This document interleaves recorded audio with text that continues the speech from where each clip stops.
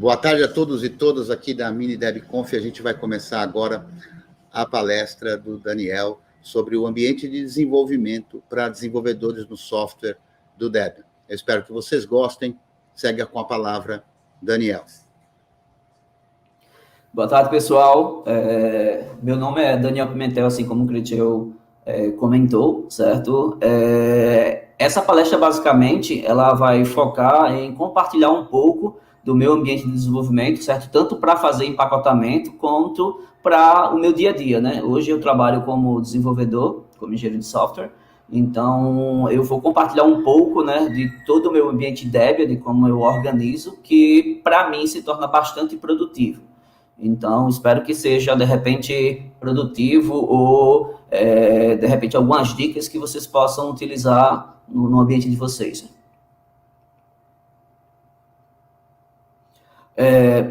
Vou me apresentar bem brevemente, certo? Meu nome é Daniel Pimentel, eu tenho mestrado em computação, fiz especialização em engenharia de software, fiz graduação em análise de desenvolvimento de sistemas, comecei basicamente com técnico em computação, que foi onde eu conheci basicamente o Debian, né? Sou desenvolvedor, trabalho numa empresa do Rio e compartilho, né, e colaboro com diversos projetos de software livre, né, inclusive Debian, empacotando, reportando bugs, entre outros. Nas horas vagas, sou guitarrista, motociclista e geek. Basicamente, a agenda de hoje, certo? Eu vou compartilhar um pouquinho de como eu basicamente organizo e mantenho o meu desktop, né, Debian, qual desktop eu utilizo e o porquê, e basicamente as configurações de shell que eu organizo. Então, assim, eu utilizo alguns softwares alternativos, né, dentro do ambiente Debian, que não é o padrão, e também algumas configurações do meu editor. A ideia é ser algo bem simples e focado no desenvolvimento e também seguir a filosofia KEYS, né? Que é basicamente traduzindo, né, do inglês, manter cada vez mais simples, né? Manter estupidamente simples. Então, essa é basicamente a ideia. No próximo slide, que é basicamente como eu faço a instalação e a configuração do meu Debian, certo? Assim que eu faço a instalação, por exemplo, o Debian vem por padrão o Vintine, né? Eu basicamente uso, já adiantando lá na frente, né, sobre o editor que eu utilizo, que é o Vim. Quando eu faço a instalação do Debian, geralmente eu faço a instalação no modo Expert Install, que ele basicamente, nesse modo ele tem uma opção que somente é habilitada no Expert Install, que é quando você instala drives, vamos dizer assim, específico para a sua arquitetura. Então, desde a instalação, eu já faço uma customização mínima. Eu não instalo, por exemplo, eu não uso o Gnome, apesar que eu já usei há muito tempo atrás, tem Gnome 2, Gnome 3 depois. Então, por exemplo, eu não instalo os desktops padrões que o Debian sugere, inclusive Gnome. Então, da instalação do Debian, eu só faço a instalação mínima, certo? Basicamente, o gerenciador de pacote do Debian, kernel, né, kernel Linux, e alguns softwares básicos que o Debian disponibiliza na instalação. E já na instalação, eu altero, por exemplo, o source list, né, no /etc apt source list, e mudo de stable, né, que hoje o Debian é o Buster, né, o próximo vai ser o Bullseye. Eu já altero para o seed, que é justamente o unstable. Eu utilizo o unstable por diversos motivos, né? Um dos motivos é que utilizar softwares mais atuais, vamos dizer assim, e também, para mim, até o Debian Unstable, ele se torna totalmente stable. Por quê? Ou seja, até o instável do Debian se torna estável para mim, porque justamente até hoje nunca quebrou, nunca já tive alguns problemas, mas foi um bug do upstream que foi resolvido logo pela comunidade. Então, assim, eu utilizo até porque para empacotar eu fico utilizando o que vai entrar na próxima release, né? Então acaba até ajudando para reportar bugs. Feito isso, na linha 7 até a linha 10, eu faço a atualização, certo? Para o seed, no caso do Buster para o seed. já faço toda a atualização do sistema, instalo o sudo também, que eu utilizo bastante para poder rodar alguns comandos. Claro, eu não instalo o sudo, por exemplo, em servidores, né? Apesar que eu não trabalho como DevOps ou como sysadmin, eu sou desenvolvedor, então para mim o sudo sou eu que utilizo, eu sei exatamente os riscos que eu posso ter, e eu, no caso, utilizo com, entre aspas, segurança. Então, a instalação do Debian, como vocês podem ver, é o mínimo possível que eu faço e eu utilizo a versão instável do Debian, que é o SID. No próximo slide, eu instalo o desktop que eu utilizo, certo? Eu não vou falar aqui, por exemplo, de desktops específicos, se um é melhor que o outro, se é pior. Isso depende muito do foco, né? Se é um usuário final, se é um desenvolvedor, se, enfim. Apesar que, por exemplo, os desktops mais, vamos dizer assim, mais amigáveis, né? Tipo GNOME, KDE, XFCE, você pode utilizar, um desenvolvedor pode utilizar, certo? Sem problemas. Isso daí não é de mérito para nada e nem indica nada desse tipo. Mas eu, particularmente, utilizo o Alignment por vários motivos, né? Um dos motivos é que ele é um desktop completo e não só o Windows Manager. Eu já utilizei vários desktops e gerenciadores de janela, né? Windows Manager. Por exemplo, logo no comecinho do Debian, eu rodava com Black Box, depois Fluxbox, já usei XFCE, GNOME, já tentei usar KDE, Awesome e vários outros Windows Manager, né, que temos aí disponível. Mas, de um tempo para cá, na verdade, há muito tempo eu já utilizei o Alignment, depois acabei voltando para o GNOME e voltei novamente para o Alignment pelo simples motivo que ele é muito rápido, certo? Consome muito pouco recurso. Da última vez que eu verifiquei a quantidade de memória RAM, ele tinha em torno de 128, 124 megabytes que ele utiliza para poder subir o desktop, né, do Alignment. Então, assim, ele consome muito pouco recurso, é bem ágil, ele é todo feito em C, então é muito focado em performance e ele não é um Windows Manager, ele é um desktop completo. Então, ele tem um File Manager, um gerenciador de arquivo, ele tem vários recursos que eu utilizo, certo? E ele não tem coisas que eu não utilizo. Por exemplo, o GNOME, apesar de ser um desktop excelente, ele tem várias coisas que eu não utilizo, como, por exemplo, gerenciador de contas de cloud, né? Eu não uso, por exemplo, eu não tenho uma conta do Google, por exemplo. Eu uso o e-mail próprio. Então, assim, tem muitas coisas que o GNOME já tem ali nativo, que meio que eu nunca uso, né? Eu nunca vou utilizar. Então, geralmente eu tento deixar o mínimo possível. Então, o Alignment, para mim, ele se torna um ambiente mais enxuto possível, mais completo, certo? Dentro do ambiente que eu utilizo. Como terminal, eu gosto bastante do Terminology, que é um subprojeto do projeto Alignment, que inclusive tem uma parceria com a Linux Foundation, né, e com a Samsung, nas TVs Samsung, que o pessoal utiliza também as libs do Alignment, e o Tizen também, que é um projeto da Linux Foundation, open source, inclusive, com alguns elementos de hardware fechados, infelizmente, né? O Terminology, ele tem umas vantagens, por exemplo, com relação ao GNOME Terminal, que você consegue, por exemplo, dividir as telas, né, fazer o split de várias telas. Ele tem vários comandos, vamos dizer assim, de alertas, de recursos. Por exemplo, você consegue visualizar uma imagem ou um vídeo dentro do próprio terminal. Então, assim, eu não vou focar em mostrar os recursos do Terminology, mas eu gosto de utilizá-lo bastante, justamente porque ele é bem ágil, bem focado, até porque eu uso Vim. Então, com o Vim e o Terminology eu consigo ter uma produtividade um pouco maior, vamos dizer assim. E para gerenciar, no caso, as minhas conexões de internet, né, Wi-Fi, VPN, entre outros, eu utilizo o Command, certo? UI, que é basicamente um pacote de gerenciador de rede que eu utilizo junto com o Alignment. Ele é bem leve, certo? E bem intuitivo, e basicamente tem tudo que eu preciso, certo? Então, temos, por exemplo, o Network Manager do Gnome, que é ótimo, mas, por exemplo, ele tem uma porrada de dependências. Se você usa o Gnome, já é default utilizá-lo, certo? Mas se você não usa, instalar o Windows, o Network Manager, você acaba instalando um monte de dependências que, de repente, você não vai utilizar. Então, o Command, para mim, ele se torna bem mais enxuto e tem o que eu preciso, certo? Que é, basicamente, fazer a conexão com uma rede Wi-Fi, até gráfico, certo? Ou linha de comando, se eu precisar.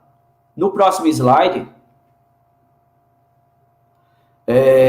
eu venho compartilhar um pouquinho do meu shell, certo? Das minhas configurações. Então, como eu tinha falado no comecinho, eu não uso o Bash.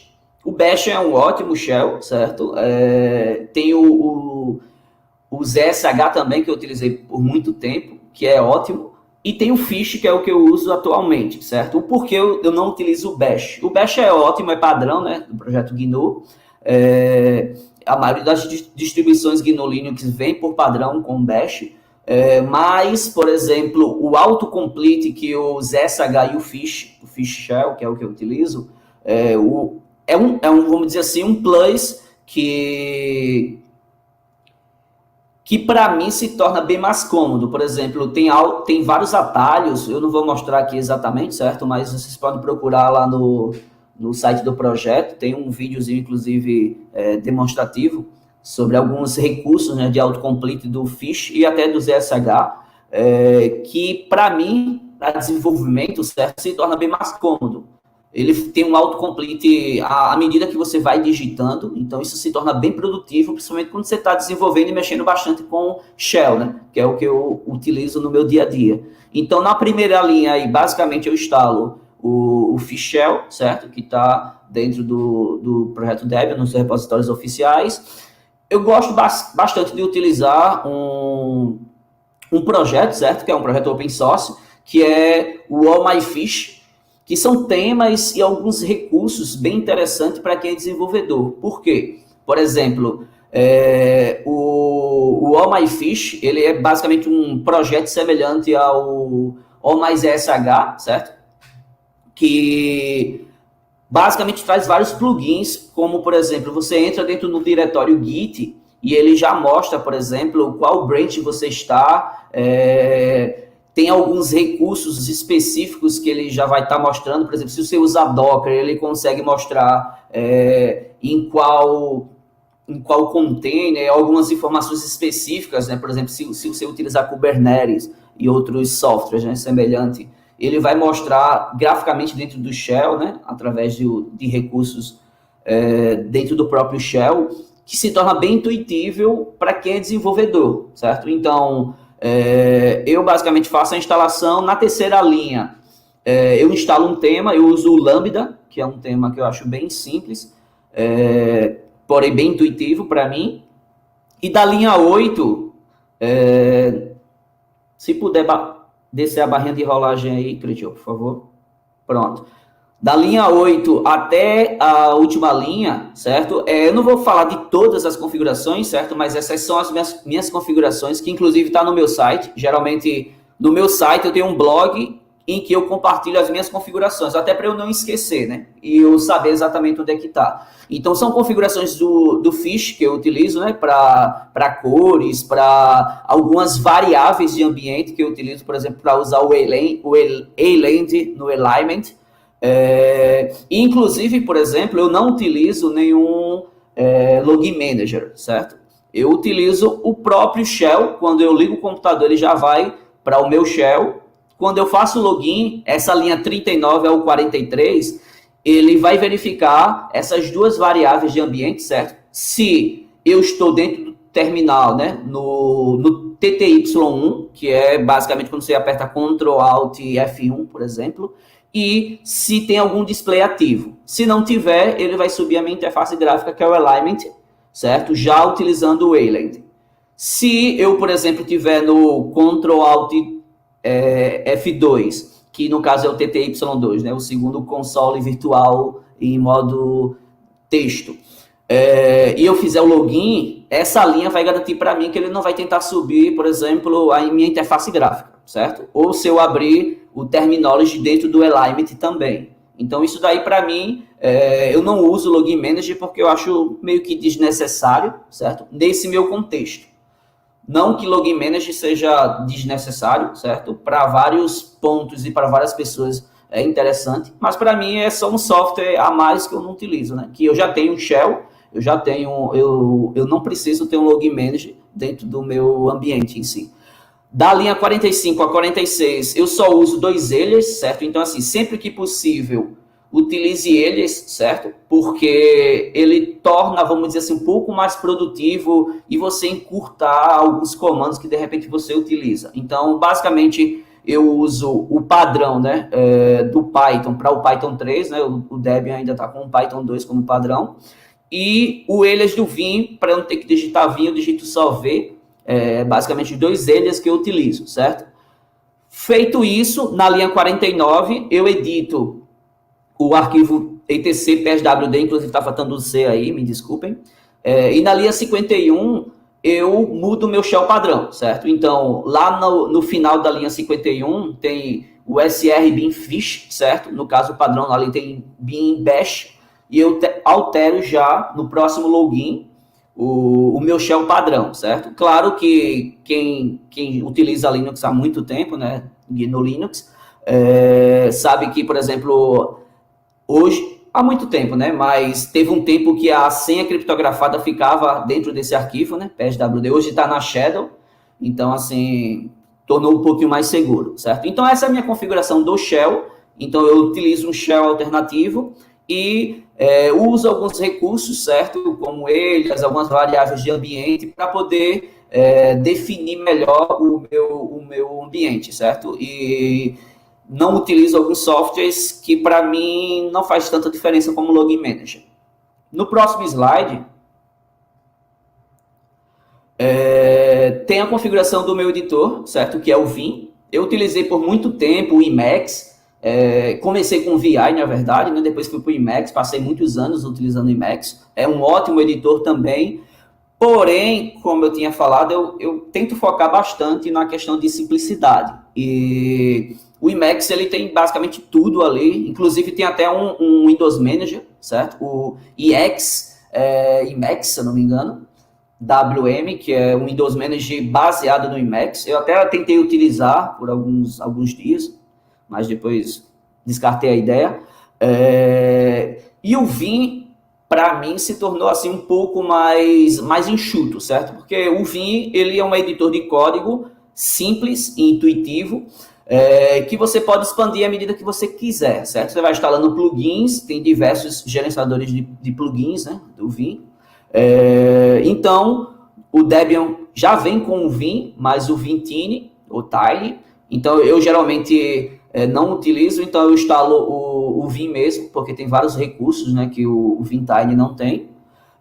Na segunda linha, eu instalo basicamente o Plug, que é um gerenciador de plugins do Vim, que é open source também, certo? E na linha 3... no caso, a linha 2 e a linha 3 é uma linha só, certo? Tem uma quebra de linha ali no final da linha 2, que completa o comando, certo? Então, ele vai instalar o plugin, e a partir daí eu faço a minha configuração do Vim na linha 6, certo? Então, dou um Vim, editando aí o meu /home, nome do meu usuário, .vinrc, e defino basicamente os plugins que eu vou utilizar da linha 8 à linha 13. Então, basicamente, eu utilizo um tema, né, Dark, o Undark. Utilizo esse na linha 10, né, o Light Line, que é basicamente um recurso que me mostra a branch que eu estou, qual o arquivo, porcentagem, enfim. E, por fim, instalo também, por exemplo, alguns recursos do Vim para o Vue, que é um framework, né, web que eu desenvolvo basicamente com ele, com Angular, com React e com Emacs e outros plugins também, certo? Só coloquei aqui como exemplo alguns plugins, tem outros plugins que eu utilizo também nas minhas configurações. E da linha 15 diante, eu defino basicamente algumas configurações que é basicamente algumas definições, por exemplo, o meu encode, que ele converta tab para espaço, por exemplo, quem programa com Python, né, confundir espaço com tab é uma dor de cabeça, certo? Então, geralmente eu converto tudo para espaço.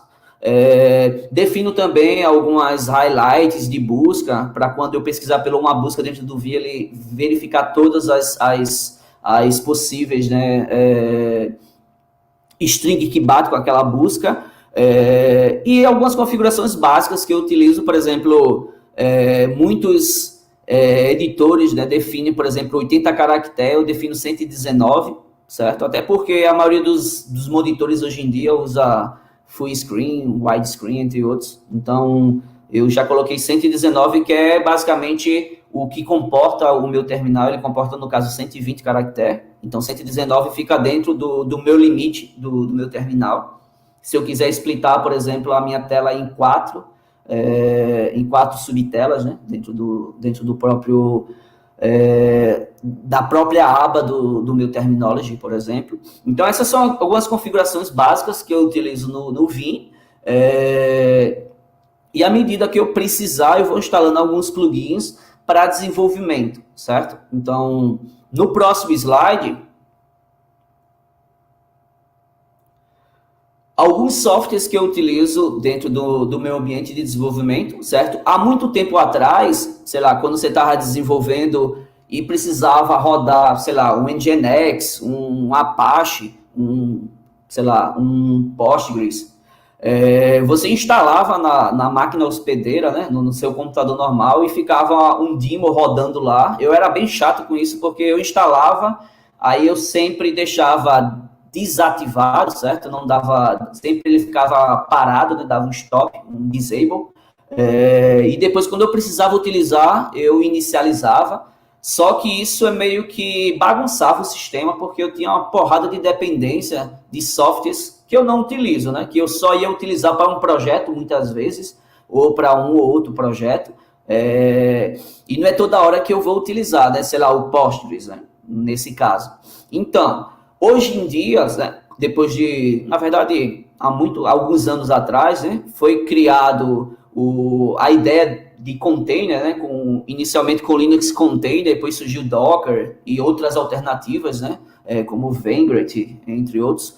Hoje em dia, eu utilizo basicamente só Docker, certo? Então, no meu sistema principal, eu tenho só o básico que eu preciso, certo? As dependências da minha interface gráfica, as dependências, por exemplo, do Docker, no caso aí, né, do Firefox, do Git, dependências de alguns softwares que eu preciso, por exemplo, para fazer, sei lá, fazer uma edição de um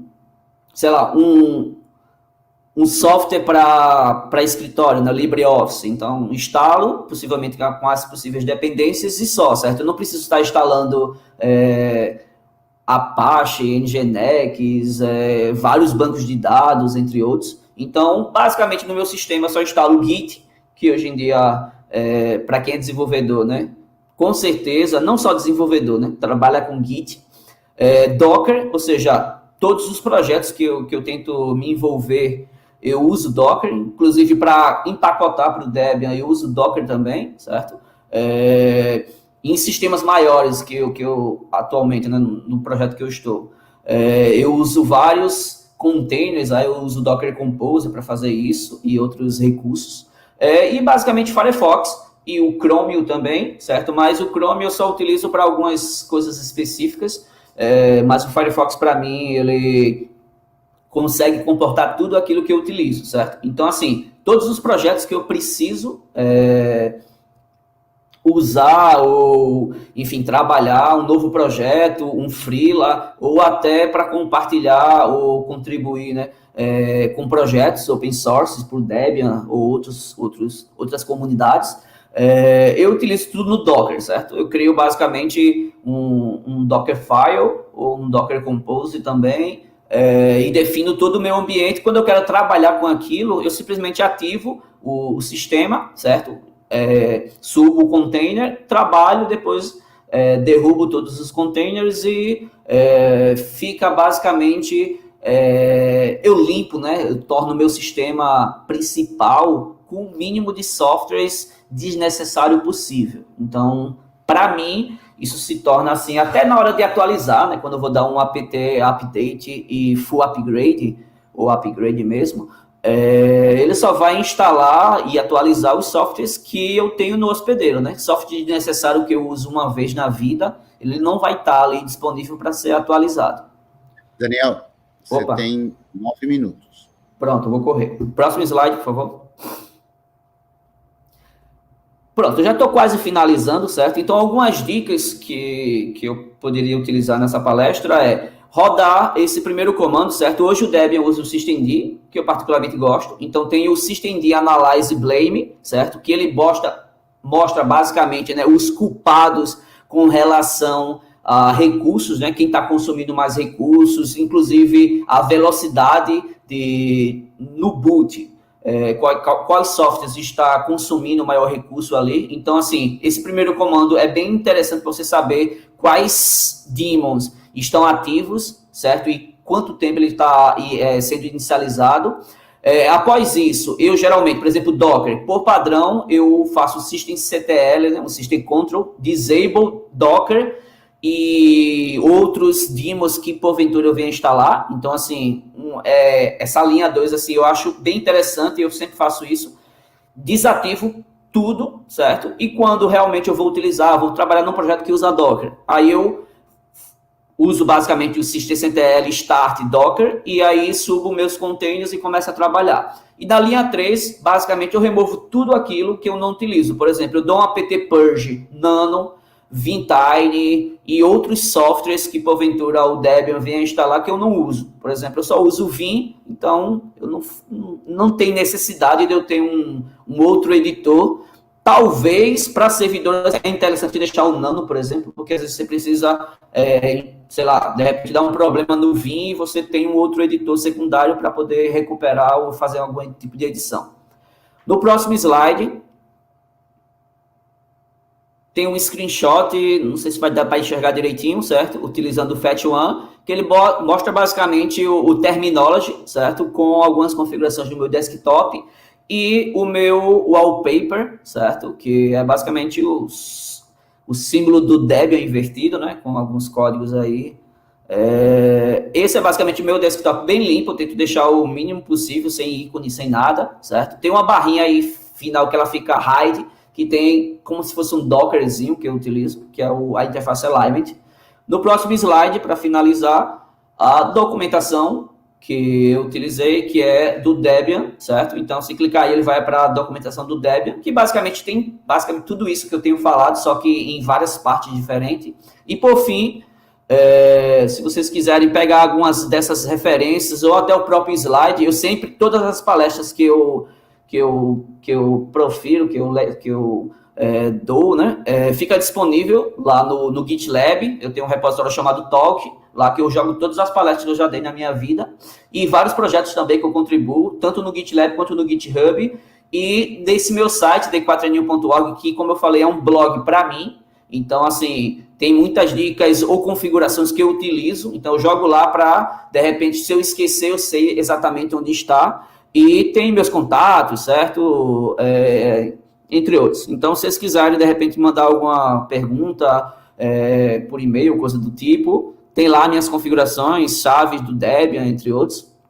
E é isso, pessoal. Me desculpem aí, certo, pelos problemas técnicos. Queria agradecer aí o pessoal da organização do Debian Brasil, aos patrocinadores, né, também, que apoiaram, né. A Mini DebConf, inclusive, seria aqui em Maceió, mas, infelizmente, teve vários problemas com a pandemia. Então, assim, peço desculpa aí pelos imprevistos e pelos problemas de conexões, enfim, de softwares, entre outros. E é isso, pessoal. Beleza, Daniel. Acho que, no fim das contas, deu tudo certo. Eu estou vendo aqui no Etherpad se tem alguma pergunta. Até o momento não apareceu nenhuma pergunta aqui. E, inclusive, então, eu vou aproveitar aqui para falar que depois que acabar a Mini DebConf, as atividades oficiais da Mini DebConf, a gente vai ter um boteco, um papo informal, né, que vai acontecer numa sala do Jitsi, da instância padrão do Jitsi. Né? Então, o endereço é meet.jit.si/minidebconf, onde a gente vai ter esse papo informal sobre o Debian, as experiências no Debian e etc. Estou vendo aqui, não tem nenhuma pergunta aqui, ninguém fez nenhuma pergunta para você, Daniel, dessa vez. Se você quiser ainda deixar alguma dica, você ainda tem aí alguns 3 minutinhos para poder deixar essa dica. Beleza. Basicamente, como dica, certo? Eu compartilhei, como eu tinha falado, né? O meu ambiente, como funciona para mim, não quer dizer que isso é uma regra ou funcione para vocês, mas a minha dica é simplesmente testar, certo? Eu testei durante, sei lá, meus próximos quase 20 anos que eu uso Debian, que eu desenvolvo, que eu, enfim, trabalho com software livre. Eu testei e usei diversos sabores, diversas configurações de ambientes. E para chegar nesse ambiente que eu cheguei, certo? Que é o mais simples possível, mais intuitivo, foi basicamente pesquisa, teste, vendo, de repente, ambientes de outras pessoas. Então, assim, pegando uma dica de um, uma dica de outro e moldando para o ambiente que, para mim, se torna mais, vamos dizer assim, mais interessante, né? Então, eu acho que, como dica, é essa, certo? Teste diversos ambientes, busque o que vocês procuram, como fica mais confortável para vocês e não tenham medo de errar, porque muitas vezes a gente faz várias configurações, erra bastante, desfaz, instala, desinstala, enfim. É isso, certo? E principalmente o que vocês fizerem, colabore, certo? Compartilhe, porque eu acho que essa é a essência do software livre, né? Do código aberto em si. É você compartilhar as suas experiências, né? Contribuir, de repente, com outros projetos. Então, eu acho que esse é a cereja do bolo, né? Do movimento de código aberto e ou software livre. Muito bem, Daniel. Então, só para lembrar o pessoal, quem quiser mais informações, detalhes, inclusive os slides dessa palestra, o Daniel ofereceu o endereço, que é o d4ni.n1.org, correto, Daniel? Isso. Então, tá certo. Eu gostaria de agradecer a participação do Daniel com a sua colaboração aqui para a MiniDebConf, agradecer a presença, a audiência de todos e de todas, e dizer que daqui a pouco a gente volta com mais uma atividade. Até logo.